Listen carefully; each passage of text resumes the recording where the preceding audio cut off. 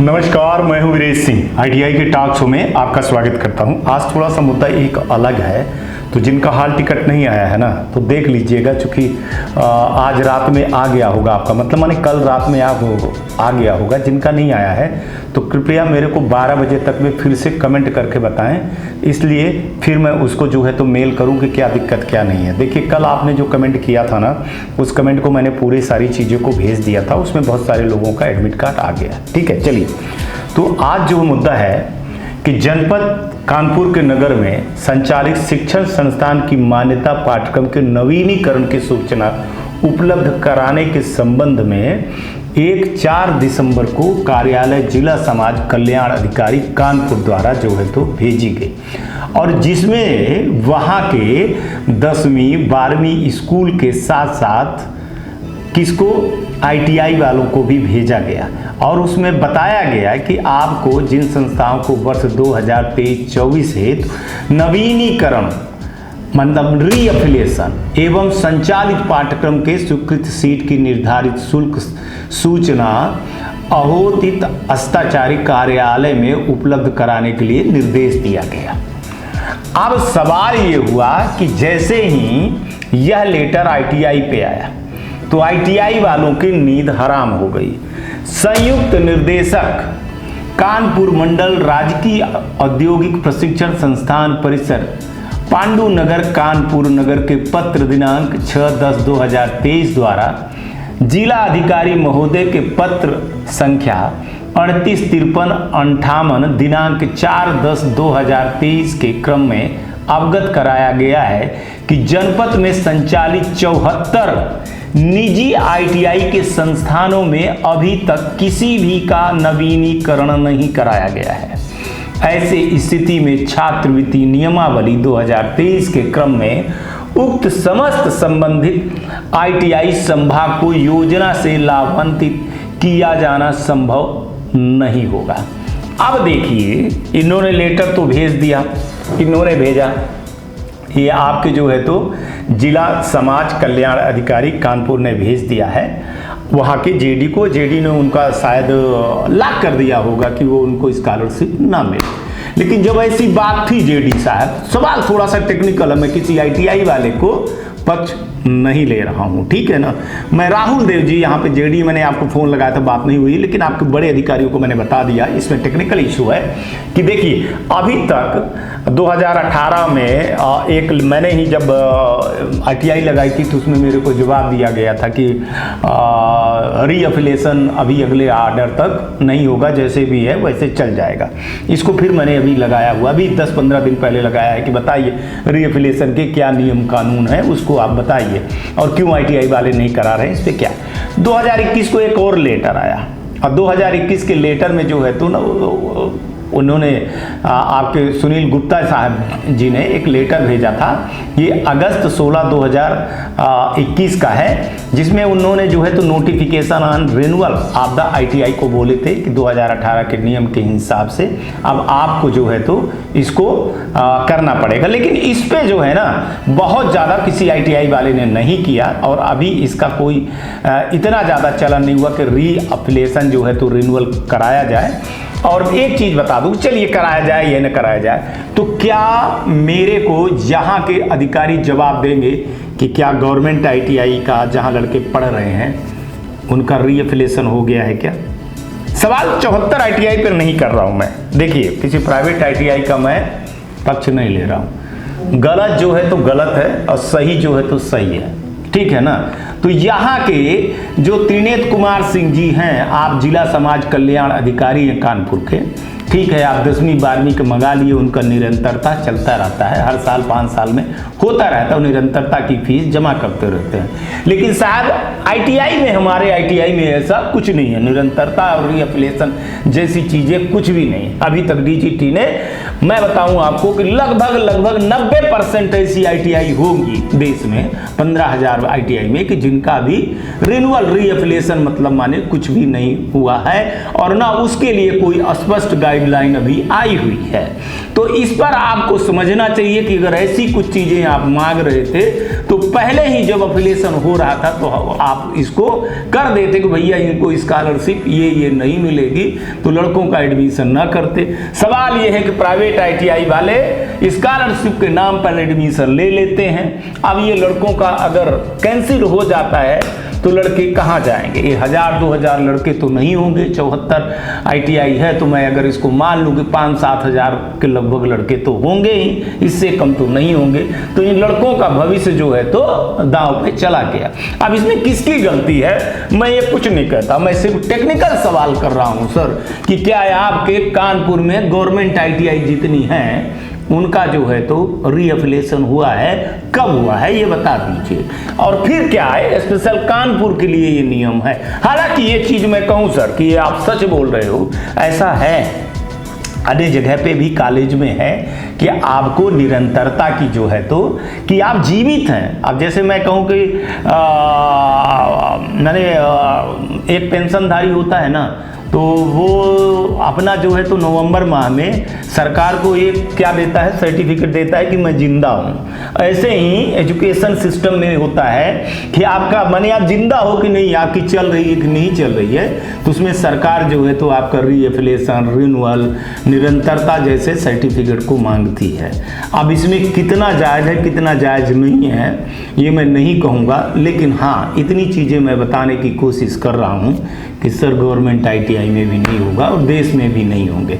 पता नहीं और बाकी किस देश में इस लेटर के आधार पर, हमको तो लगता है कि फिर कहीं भी इस लेटर के आधार पर बात कहूँ तो देश के किसी भी कोने पर प्राइवेट ITI वालों को, लड़कों को जो है तो छात्रवृत्ति जो है तो स्कॉलरशिप नहीं मिलना चाहिए फिर, है ना, यही हुई बात है ना। या फिर कानपुर के लिए कोई स्पेशल नियम उत्तर प्रदेश के लिए बनाया गया है। तो इसके लिए चलिए कई लड़कों ने हमको बोला, और देखिए कोई ये प्रायोजित कार्यक्रम मैं नहीं दिखाता हूँ कि कोई ITI वाले ने आकर के मेरे से शिकायत किया। कई लड़कों ने बोला कि सर आपका चैनल मैंने देखा और अभी तक हमको ITI वाले कह रहे हैं 4-5 दिन से कि शायद तुम्हारा एडमिशन कैंसिल हो जाएगा, स्कॉलरशिप में नहीं रहोगे। तो अब ये हमारे ऊपर आ गई ये चीज़। तो हमने कहा कि आप बताएं आपके पास कोई लेटर वगैरह है कि नहीं है। आप जानते हैं कि ITI वालों से मेरा 36 दूनी 72 का आंकड़ा है। हालांकि 74 निजी ITI है, लेकिन आंकड़ा जो है तो 72 का है मेरा, ठीक है। एक दूसरे को देखना नहीं चाहते हैं। हालांकि मैंने किसी तरह से ये लेटर को मंगवाया और इस लेटर को मैंने पढ़ा तो मैंने बोला कि शो जरूर बनाऊंगा और बड़े अधिकारी को उत्तर प्रदेश को दूंगा भी। हो सकेगा तो तनीत कुमार सिंह जी का नंबर मिल जाएगा तो बात करूंगा कि सर ये 10वीं 12वीं जैसी चीज़ें नहीं है। अभी तक खुद ही DGT जो है तो इस पर कोई बहुत ज़्यादा ठोस कदम नहीं उठाई है।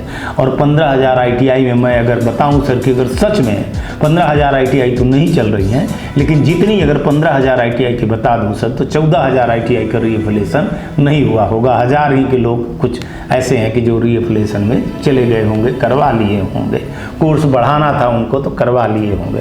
अभी हमारे यहाँ ITI में इस चीज़ को लेकर के कोई अवेयरनेस नहीं है। हाँ मैंने जो है तो अभी इसी महीने मतलब माने नहीं नवंबर के लास्ट नवंबर में 20 नवंबर को मैंने DGT से ये पूछा है कि ये बताइए कि जो ITI है कहीं ये फर्जी तो नहीं चल रही है, इनके प्रमाण पत्र फर्जी नहीं है। ऐसे में DGT के जो है तो आँख बुक हो जी कैसे बातें करते हैं। हमने कहा साहब आप लिखते हो कि मैं 5 साल के लिए एफिलिएशन दिया हूँ, फिर 5 साल के बाद तो ये एफिलिएशन की जो आपका एग्रीमेंट है वो ख़त्म हो जाता है। आप बताइए कि कितनी ITI का फिर आपने एफिलिएशन किया है कि नहीं किया है। देखिए क्या जवाब देते हैं कि नहीं देते हैं, या फिर आप आगे रीएफिलिएशन और रिन्यूअल करने के लिए क्या चीज़ें बढ़ा रहे हैं, क्या कर रहे हैं। हालांकि अफसर ने बोला कि मैंने ग्रेडिंग की पद्धति से ये सारी चीज़ें करने के लिए कर रहा हूँ, लेकिन लिखित में लेटर पे मेरे पास कुछ नहीं आया है। जब तक लेटर में नहीं आएगा तब तक मैं क्या करूँ। चूँकि इस तरह की हवा हर जगह पे स्कॉलरशिप को लेकर के केंद्र और राज्य तैयार हो गई हैं कि अब उन्हीं संस्थानों को दिया जाएगा जिन संस्थानों के रिन्यूअल है ग्रेडिंग सिस्टम है, अच्छे लोग हैं, अच्छी पढ़ाई हो रही है कि नहीं पढ़ाई हो रही।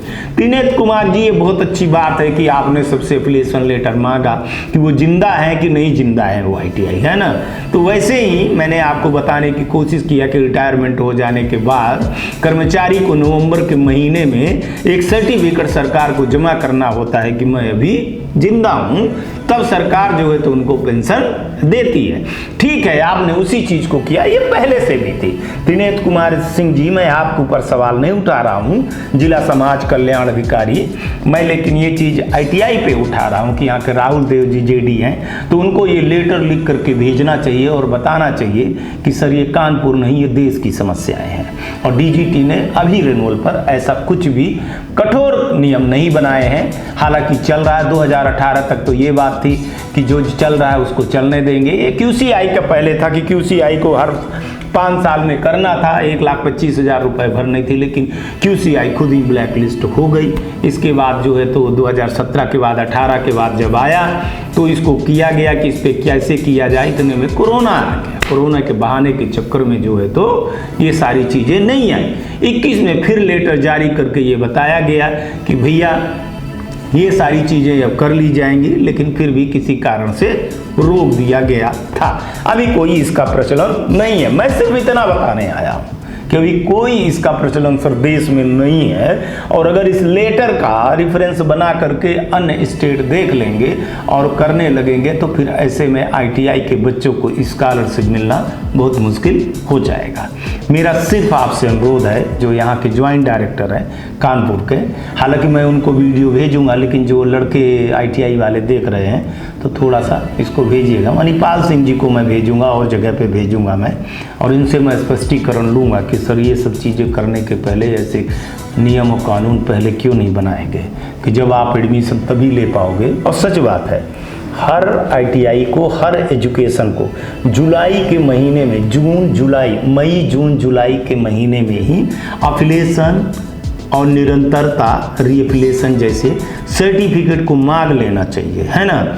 अब इसी भरोसे से लड़कों ने जो है तो एडमिशन ले लिए स्कॉलरशिप के नाम पे। अगर लड़कों के साथ में दिक्कत हो गई, स्कॉलरशिप नहीं मिली, तो क्या इसकी राहुल देव जी, मैं आपसे पूछ रहा हूँ कि राहुल देव जी, क्या आपकी व्यवस्था है कि ये 74 ITI के जो स्टूडेंट हैं इनको आप निकाल करके गवर्नमेंट ITI में शिफ्ट कर लेंगे एज ए नियम के अनुसार? ऐसे आपके यहाँ का भी नियम होना चाहिए। देश में भी ऐसे नियम है कि अगर प्राइवेट ITI के बच्चों के साथ में कुछ होता है तो उन बच्चों को उठा करके गवर्नमेंट ITI में लिया देंगे, या फिर ये 74 ITI को आप बंद कर देंगे और इनके लड़कों के जो है तो फांसी पे, सूली पे चढ़ा देंगे, है ना। ये सपने वो हो जाए। तो ये मेरा सिर्फ इतना सवाल है कि ये लेटर जो निकाले हैं, मैं इस लेटर पर कोई सवाल नहीं उठा रहा हूँ सर, इस डेट पे और इस टाइम पे मैं कर रहा हूँ। अगर यही चीज़ आप जून और जुलाई में कर लिए होते तो ITI वाला एडमिशन क्यों लेता, और एडमिशन ना लेता तो फिर ये लड़के नौबत ना आती। तो थोड़ा सा समझ लीजिए। त्रिनेत्र कुमार जी, मैं जल्दी ही आपसे संपर्क करूंगा, और मुझको लगता है कि मैं जो आज आपको शो में उठाया हूँ ये बात, तो आपको समझ में आ गई होगी सर। अब इस बार करेंगे कि नहीं करेंगे? अब लड़के ITI करेंगे तो उनको पैसा देना पड़ेगा स्कॉलरशिप के नाम पर, जो है बड़ी UP में अच्छी खासी स्कॉलरशिप मिलती है। तो स्कॉलरशिप के भरोसे से जो लड़के बैठे थे ना, तो अब उनके जो है तो करियर पर थोड़ा सा ब्रेक लग जाएगा।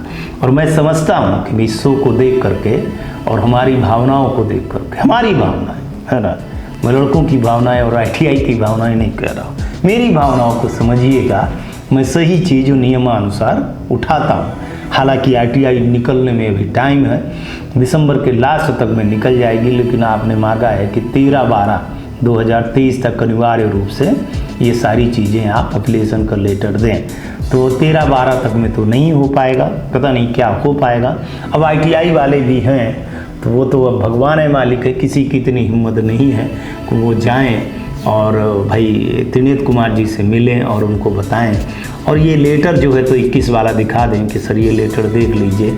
अभी जो है तो ये कार्रवाई चल रही है, क्योंकि कोरोना के चक्कर में जो है तो फिर एक बार कोरोना आ गया था 21 में, अगर याद हो तो इस चीज़ को रोक दिया गया था। ठीक है, 22 में कोई 22 और 23 में भी कोई वो चीज़ें हुई नहीं। वैसे भी जो है तो एक चीज़ बताना चाहिए कि श्री त्रिनेत्र कुमार जी, मैं बता दूं कि जो अफिलेशन का या प्रोसेस है ना बहुत लेट है। अभी भी जो है तो 2021, 22, 23 के अफिलेशन का वो पड़ा हुआ है, तो इतना जल्दी ये अफिलेशन लेटर आता कहाँ से है।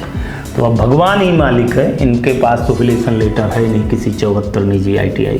पर अब देश में उत्तर प्रदेश में देखे जाए तो जितनी भर ITI है, उत्तर प्रदेश में नहीं पूरे देश में अगर देखा जाए तो किसी के पास ये नहीं होगी, है ना। तो समझिएगा, देखिएगा, मैं नियम के ऊपर जाने की बात नहीं कर रहा हूँ, लेकिन ITI की बात मैं ज़रूर कर रहा हूँ कि जब ऊपर से ही अफिलेशन का लेटर नहीं है। और एक चीज़ बता दूं कि सर ये जो चीज़ें आपने किया ये आप अभी 12वें महीने में ना करके 4 तारीख को ना करके इसको आपको जून और जुलाई में कर दीजिए। और इस बार आप ज़रूर ध्यान दीजिएगा इस पर। अभी जो भी करना है तो निर्णय आप लड़कों के हित में कर लीजिए, ITI के हित में मैं नहीं चाह रहा। आप जाइए 74 ITI का निरीक्षण करिए, क्या है वो वास्तव में ITI जिंदा है या नहीं है या फर्जी चल रही हैं, उन पर कार्रवाई जरूर करिए। लेकिन लड़कों पे जो है तो कोई असर नहीं आना चाहिए उनके स्कॉलरशिप में। मेरा सिर्फ आज आपसे इतना ही अनुरोध है। बाकी श्री त्रिनेत्र जी आप अच्छे समझदार हैं, जिला समाज कल्याण अधिकारी कानपुर।